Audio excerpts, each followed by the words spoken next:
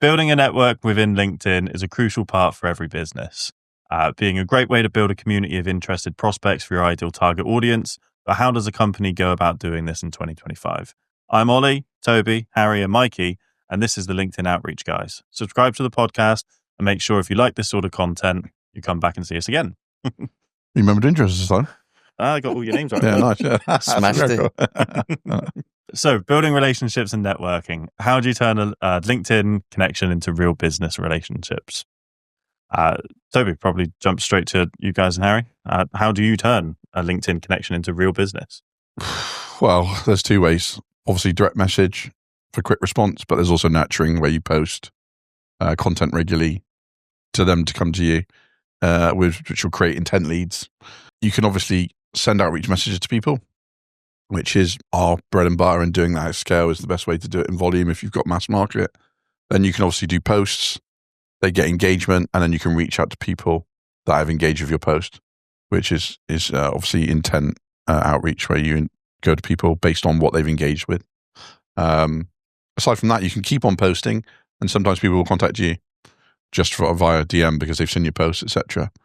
Or you could do ads. The list goes on, I think. Or all of the above simultaneously. Or in-mails as well. So that would actually lead us quite nicely into our last podcast question before you really had to finish. Cut me off. I don't take offense. But between your opinions, what should you be using in 2025? Requests, in-mails, ads? Who wins out? Interesting to see people's different views around this on the table. So for me, outreach is the number one, mainly just because of the cost per eyeball. I think the cost per eyeball, based on what we do as a business, is the cheapest way. That's my personal opinion.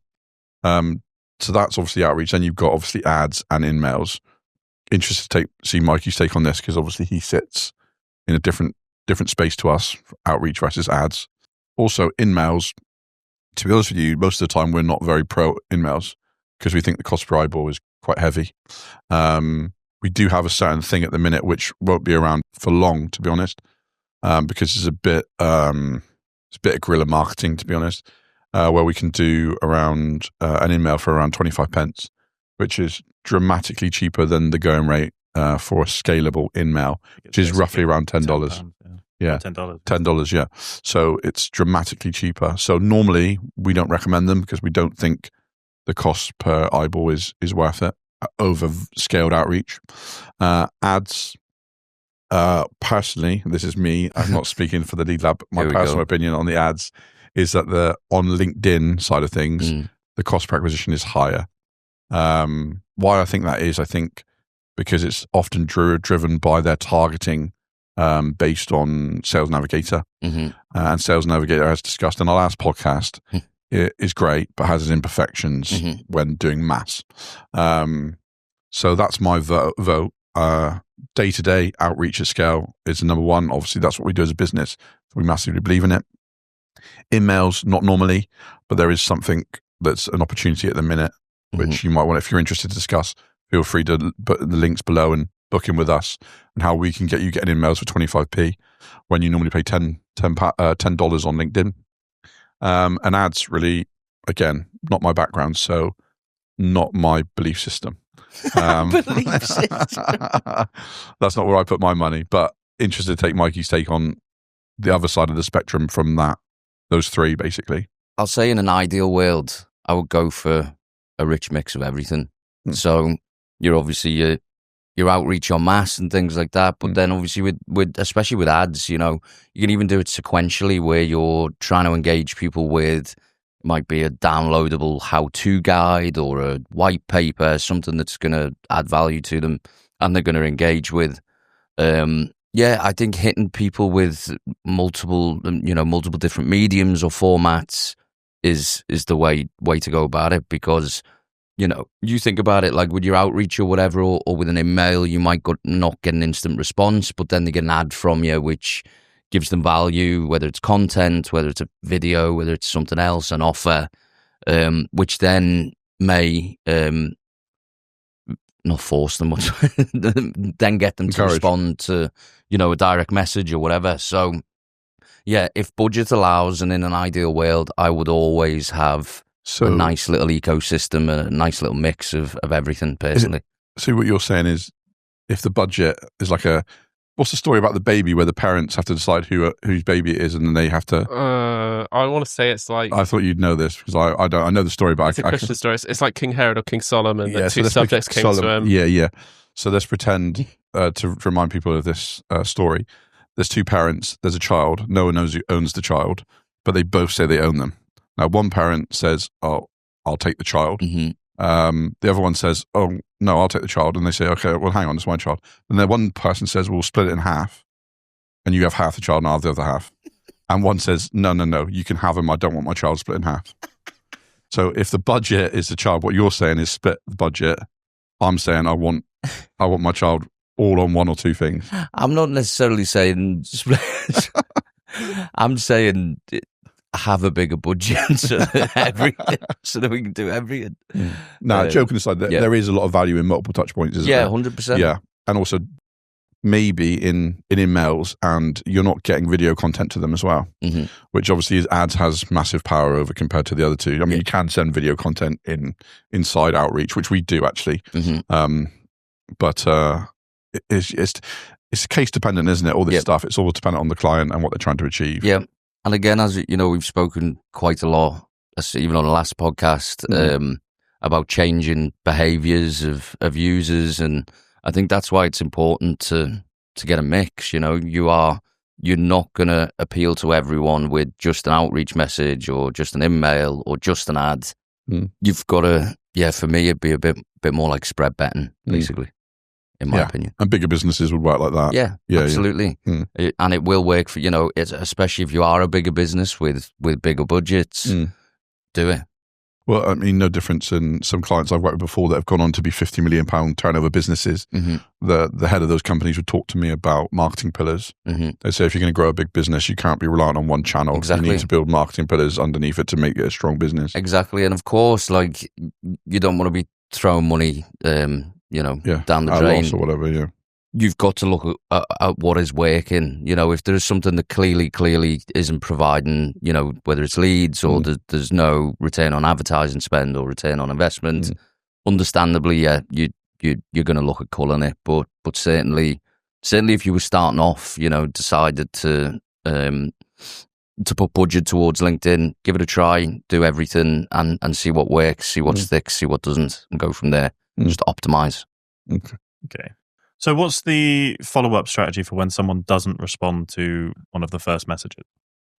Well, they have more messages normally in our outreach. It's like an old school email campaign. It's very rare. I mean, our clients will do 2 messages, they'll do 5, they'll do 6. It's depending on the client and how aggressive they want to be. But it's always more contact. You'd go back to old school telemarketing times. The second call or the second message is creating urgency. And that's part of marketing all the time, is urgency of response, urgency of engagement. You can send someone a message once. If you send it 3 weeks later as a follow-up, you're not really creating any urgency. So I think, again, the spectrum of how long that is different for different clients. We'll have clients that will message you day 1, they'll message you day 2, but most of our clients will probably message you day 1, message you day 4, day 6, whatever. But still keeping within that urgency space of, that person messaged me a couple of days ago. There must be some sort of reason for me to engage with this person. Again, just comes back to creating urgency. But the short answer is to send more messages, basically. Just like any outreach scale up system, whether it's email or LinkedIn outreach. I don't know if you've got a different view, how? Slightly, and I think it might almost like fan the flames of the last debate. It very much depends on the nature of what the company does. So, when you talk about creating urgency from an appointment perspective, that makes a lot of sense. And sometimes there is an actual current climate urgency, especially when it comes to, I think we see it a lot in utilities and finance. Telecoms, we've seen it. Anything where there's like a change in rates or certain legislations coming into place, there is an urgency. And also it gives you, arguably it gives you a bit of entitlement to enforce that. You almost you have that carte blanche to follow up in that nature, a lot of success because in that, it really is urgent, not from a sales perspective. And again, it comes from the follow-up. And this is the part where I said, well, I might be re-triggering that past debate. Is it depends on the nature of what the business does. So if the business is something where it's a lot more hands-on, requires a lot of the relationship, say, for example, landscaping on a site for a business, something like that, you would try and create that relationship. It needs to be person to person. As Toby says, you create the urgency, you follow it up, you show that persistence, because persistence, the wrong side of persistence is irritation, right? But the right side is valuing them and appreciating your time with them. You can go too far. You've seen some bad examples, of course, where people message saying, I've talked about your company 3 times in the office today. You can overdo it, but you can, it shows you appreciate them and value the relationship in that persistence. Now, if I could jump away from the landscaping contract business relationship side of things, there's other elements still in B2B, for example, selling products. Let's just say you're selling laptops or something, and they buy a laptop. You can't just keep messaging them each time they buy a laptop. And that's probably where it leans more towards the ads, in the sense that ads are like less invasive. And I think, if you get an advert for a laptop and you don't need one, you get over it, don't you? But if someone messages you with you need, from a brand perspective, you think it's safe. Yeah, it's safer brand wise because no one gets upset so much unless, you can debate clickbait and things like that fundamentally, and it suits recurring purchases better. I think we've all experienced the downside of that. I think we've all experienced a remarketing ad where you've bought a one-off purchase. You never hear the end of it. And then you get advertised for it again and again. Every single place. You could buy a bed from a furniture shop. And then you get advertised beds for the next 6 months. It's like, no, I don't. It's not a weekly purchase. It's not my weekly shop. I bought my bed. I don't need another. So I think what I'm trying to say is, depending on what the business offers, it leans into the positives of each. So the follow-up works really well in ads for certain offerings, and follow-up works well in messaging for certain offerings. So I think, again, to throw something into that debate there, is it depends very much on the nature of what the business does and how you follow up, and that urgency. So to flip it on its kind of head for you, Mikey, then, what happens when you get a person showing interest in one of your posts? What's sort of the follow-up for that? So let's talk about ads rather than sort of organic posts. Like, it depends what format the ad is and what the objective is. So, for example, Harry just talked about remarketing ads. If someone clicks on your ad, which takes you to your website, and then they bounce off, you can then remarket to them, in a day or a few days or a week or whatever it is. And that's a good idea because obviously they've shown enough interest to go onto your site, but they haven't, filled out the form you wanted them to do or something like that. So then hitting them again in a couple of days' time is the best thing to do. But then, for example, with like lead form ads, for example, where someone completes an actual lead form, gives you their details, like we've got, especially with financial services clients and things like that, those leads generated on LinkedIn or Facebook or Instagram will then be integrated with their CRM. So they go into HubSpot, for example. They will then, from going into HubSpot, they will be enrolled on an automated email sequence.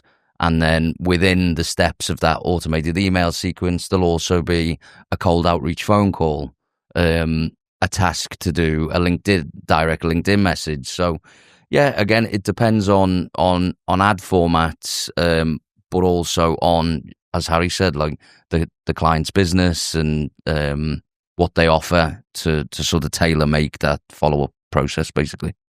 Okay. And how often should you engage with someone's content before sort of reaching out, if at all? Say that again, sorry. So if you're going to be reaching out on sort of mass or even with the LinkedIn messaging side of things, should you engage with that prospect on their profile, posts that they've done in the past, anything like that? Or is it just as beneficial in opening the conversation cold? No, absolutely. It's always beneficial to engage. And there's actually, I don't know if you guys have seen it, there's third-party platforms now as well where, for example, it will automate the engaging with people who've engaged with your posts. So, and it'll... Say that again? So it automates the It automates engaging with people who've engaged with your posts. Just like So, an for intent example, outreach. Yeah. if they've liked one of your posts but not left a comment, It'll send them a message. it will then, you can set it to send them a message or like a couple of their posts, or send them a connection request if you're not directly connected with them. So there's tools available now to also make that really efficient. You don't have to do it manually. And it's a no-brainer, to be honest with you. You know, if people are engaging with your content, they're clearly much warmer than if it was cold outreach, for example. Interesting. And for you guys as well, same sort of thing. Do you think it's any benefit in researching someone's posts or anything like that before engaging with them? Obviously, you're looking at sort of in-mails and such at the second and things of that nature, but is it actually valuable in commenting on a post that they've done? Yeah, it can be. It's just not scalable. So depending on who you are and what world you're in, you know, if you're a one-man band, then yeah, great. But it's very difficult to scale that into a bigger business. You can obviously get your salespeople to be active. I'd recommend that from a liking and a commenting point of view. But the beauty of outreach and automation is that you're active anyway from an outreach point of view, but just getting people to do that. And you can even put in like posts and stuff like that into automations. But I don't think it's essential. You know, people are, again, short attention spans. Can you benefit them? And if you create that opportunity, then, you know, you'll get engagement.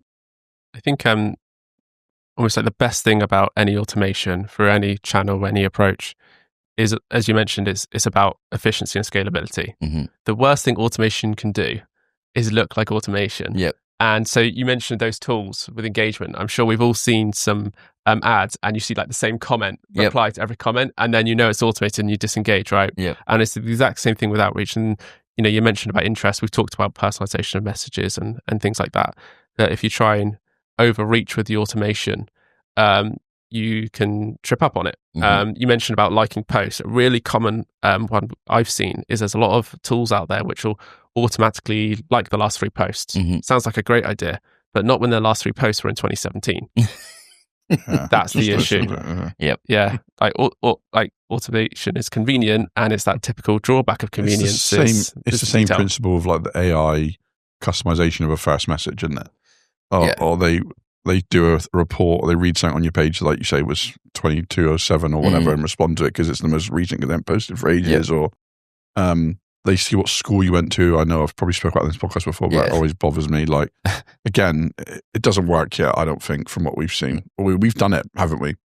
We just haven't seen improvement. If anything, we've seen people be like, what are you talking about? Yeah, because it's just not good enough yet, I don't think. That's my personal. I know we're stepping into AI again now, but they're working on it. But as you say, it's just such a massive drawback. But, you know, that's because we've learned the hard way. A lot of people will see these tools and they'll see the automation, they'll see an opportunity. Oh, great, we can automatically send a message back, which will include their company name. Sounds perfect, sounds super personalized. Not when the company name is all in capital letters, it's not. Exactly. Same thing. And it's just, when you do anything at scale, it just becomes really difficult to lean into those tools. Because they don't fit for everyone. And if you're thinking about personal brand, etc., you know, the beautiful thing about a basic automated message is that you can write it in such a way there's no way of knowing it's pre-written. This is impossible.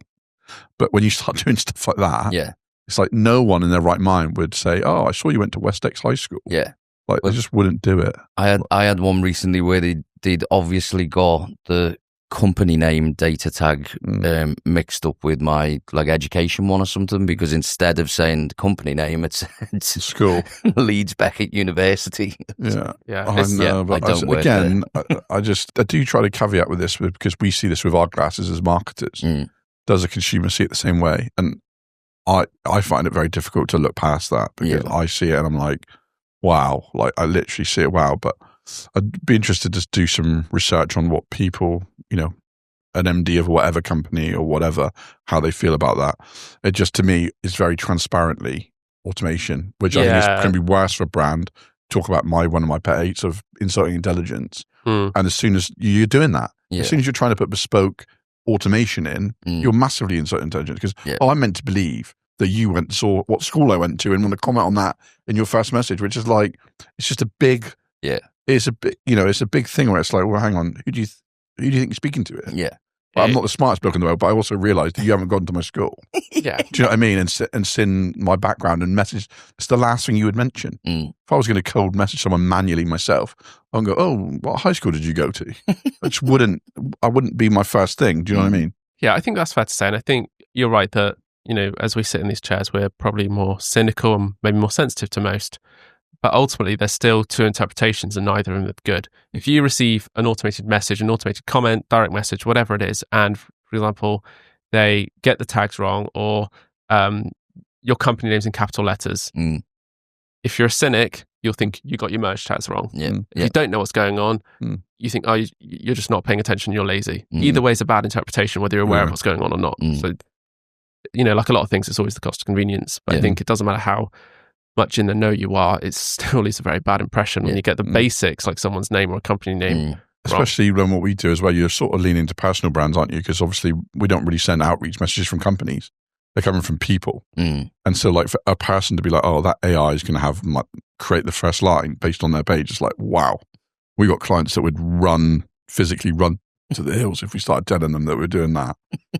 Aren't we? I'm not going to name any names, but high-level professional services clients that... Yeah, I mean, a lot of this stuff, it has its appeal and you can understand why.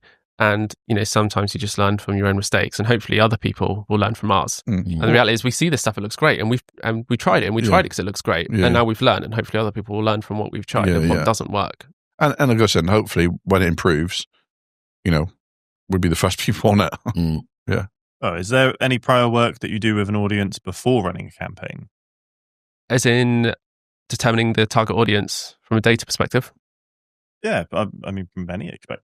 Yeah, it comes back to what we spoke about on our last podcast about determining your target audience. And Toby, you mentioned about manipulating things from a spreadsheet.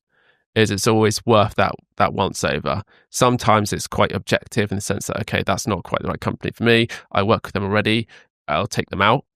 But there's a balance. A big part of what we talk about is doing it at a scale. And the reality is, if you do it at scale, well, you can't do it at scale and do this manual due diligence. There are some, so I think they're striking the balance. There's the objective things like a location, industry and things like that. But to really look into, what they're doing and things like that, now you're talking account-based marketing, which isn't, this is just not scalable. You're matching message to data as well, aren't you?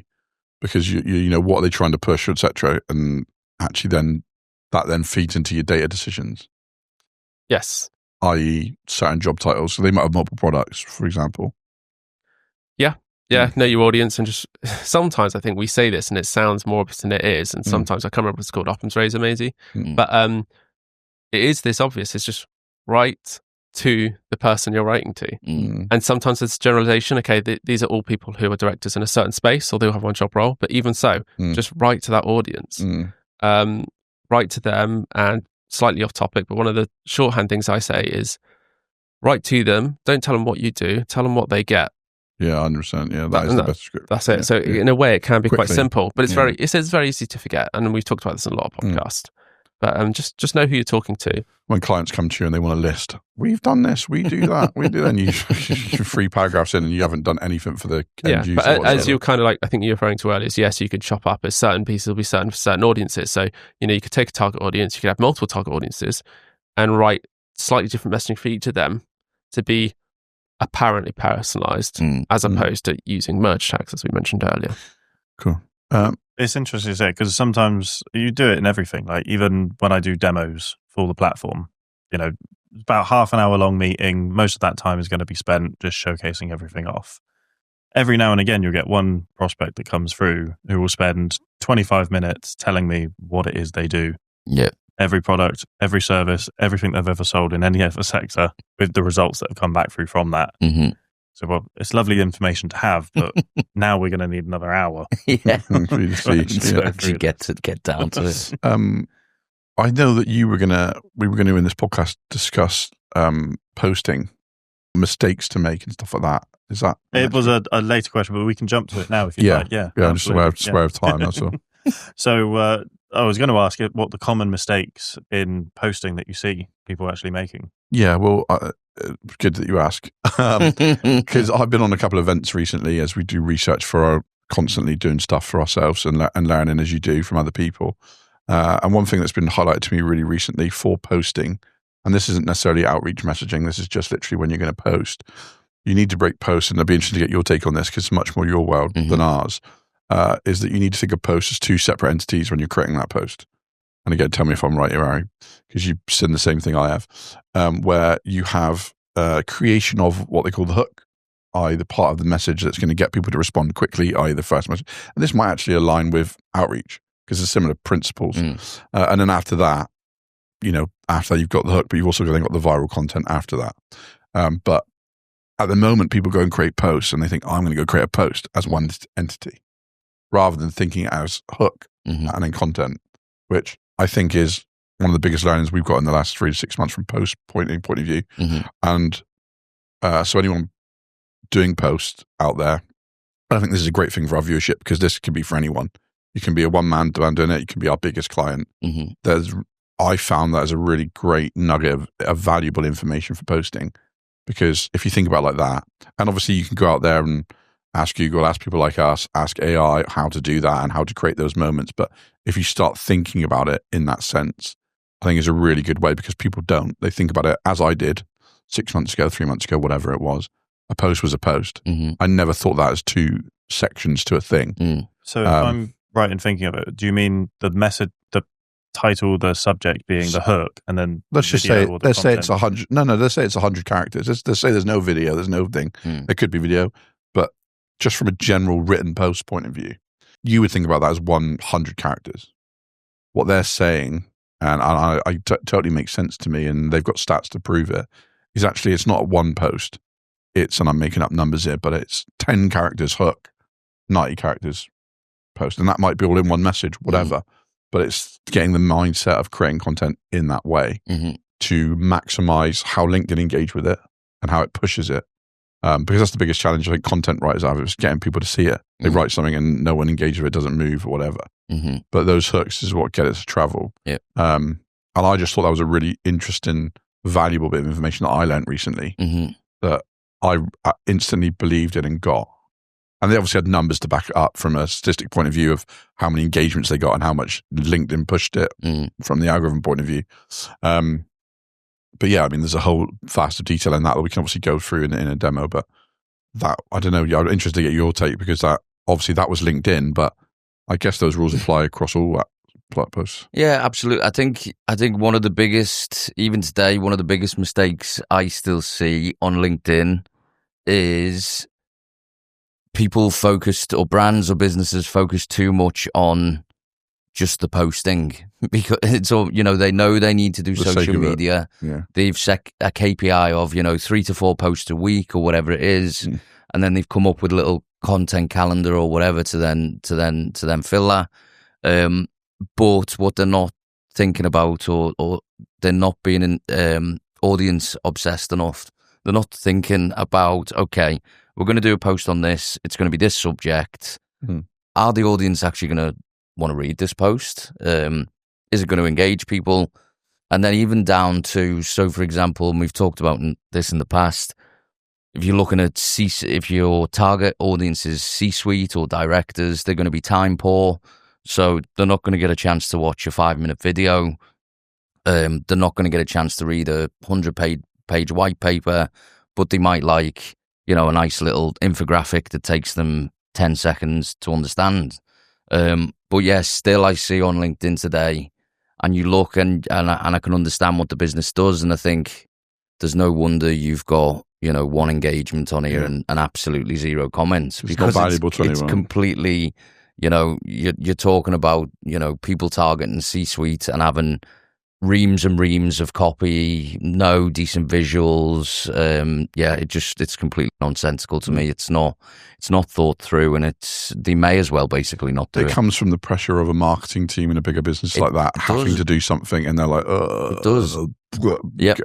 And as I say, in this day and age, even small one-man bands, they know they need to be doing social media. Consistency constantly comes up. That's the key word. It is, and it is really important. But what's more, I would rather see a company do 1 post a week that is absolutely bang on the money for their audience. The copy and the creative is of value. Doing 4 posts in a week that are 3 are crap and 1's okay. Like, just, not worth it. No. Do you think there's still an element of naivety about social media, in the sense that you've both mentioned that, you know, a lot of people recognize that it's just a thing you have to do now, and you just post. But do you think there's still that naivety where people just think, oh, I'll just post and people will just come knocking on the door? 100%. And that affects you mentioned about a strategy about that. And would you say that a lot of companies don't really apply a strategy? They think, oh, just put myself out there, with less. Listen, I still speak to prospects today, whether they are a consumer products business, as you said, like landscaping, gardening services, things like that, that think that they can set up a Facebook and Instagram and a LinkedIn page and start posting content, and clients are going to be, rushing in, and they're going to be making $1 million in sales in their first month and all. It is like, unfortunately, I think we've got to this point where social media has become so big and there's so much noise about it and everyone loves it from a business perspective, but people don't realize that, you're probably not going to build your business off organic social posts. It's just not going to happen. Absolutely. One of the most common things, any demo I do, the first 2 questions that I'll ask is, what's your experience in actually using LinkedIn as a platform? What are you doing on there? Yep. And obviously target audience. Yep. Now, good chunk of companies will just come back and say that, oh, we're doing a couple of posts, but we're not really seeing much coming back from LinkedIn. Well, you're not using it to its full capabilities. The reality is, these days, especially if it's a product based business, like, you've got to spend on ads. Like, there's no way around it these days. Or emails or exactly. Yeah, you're gonna have to pay. You know, the good times of, getting free PR and all this and making loads of sales without having to spend on advertising decades ago, it just doesn't happen anymore, unfortunately. And that's just the reality. Just people are posting their food on LinkedIn nowadays. Exactly. Yeah. It's just interesting. Nobody wants to see my ham sandwich every morning. Don't take anything from that. So what I'm interested to know, actually, is what's the best way to reconnect with old LinkedIn connections, especially without being awkward about it? I feel like we sort of addressed this a bit on the last one, didn't we? Well, so these are connections that have been made maybe 6 months, 10 years ago, I don't know, whatever it might be. But a lot of people will just put a message together, hey, wanted to reach out and catch up. So many people come across with a really awkward response to that. Is there a way that you guys feel would be the best way in which to do that? Obviously, Harry, you're going to split them up into multiple different data sets and create messaging designed specifically for each one of them, perfectly catered to the perfect response that you want to get coming back through. But for you guys, is there an approach that you would typically think is the best? It's a tough one. I'm much more of a, at the end of the day, we're a lead generation company, so going and generating new business is really what we're about. This fits much more into a nurturing space, which is much less our bag, to be honest, from being an expert in the space. So it's not something I'm as comfortable to answer and give huge value, to be honest. I mean, and again, I think we spoke about it briefly around a client that we mentioned that we're doing that with their connections. So yeah, no, I don't think there's a lot of value we can give. I think we're better off just moving on to the next question, to be honest. Fair enough. Yeah, I don't want to waste people's time, do we? Mikey. Attention short spans get quick. I'll shoot this one your way then instead. Do you commonly go back to an audience that you've targeted before with new or changed content? Yeah, absolutely. And we spoke before about remarketing ads. It's about when someone has shown an interest by clicking on your ad and they've gone to your website or whatever it is, your online catalogue, but they've not made a purchase. You can hit them with, for example, a 10% off offer. You can hit them with a different offering, a different product, whatever it is. It's almost I would say you've got to do that, to be honest with you, from an ads perspective anyway, for sure. Yeah. I'd say we've spoken before about how the risk is almost non-existent because it's okay to see the same ad multiple times. Imagine sending the exact same message to someone 4 times over. Exactly. It shouldn't work. But, when it's an ad, people get over it. Yeah. And going up an escalator in the tube, you'll see the same ad on the wall 7 times over, probably more. Imagine flipping out over that. And as you said, it's less invasive, it's less personal, it's more passive. And we spoke about it before, you with the bed and things like that. I think what a lot of companies and business and brands do now is they might be showing you the same product again, but it'll just be, or the same service again, but it'll just be slightly different creative, or it'll be a carousel this time, or it'll be a video this time. And the idea is that obviously they've shown an interest initially, so you know that they want what you have. It's just about basically getting them over the line to fill in that lead form, to make that purchase, to make that inquiry. And yeah, you do that by trying different ad formats, trying different creative, maybe giving them a little offer. And typically, look, remarketing ads are the highest return on advertising spend that you will probably get. You know, it's sometimes 10x more than like cold prospecting ads, basically. So I think we're coming up to time for today, but I just wanted to end on one quick question. Toby, what is the meaning of life? Sorry, we're really short for time today. If you like today's podcast, remember to like and subscribe. No, I've got the answer, actually. If you want to book in for a meeting to find out about our LinkedIn outreach, we might be able to answer those questions for you as well. We can also look at our in-mail hack that we spoke about briefly, 25 pence per in-mail, and maybe have a chat around your posting and the stuff we spoke about today around splitting that post up into a hook and the rest of the post. Link will be in the bottom. Fantastic. So, marketing. Check out our shorts for all the best bits, and make sure to watch our long-form content on our channel. All links will be provided below. Until the next one. Cool. Cheers, guys. Cheers.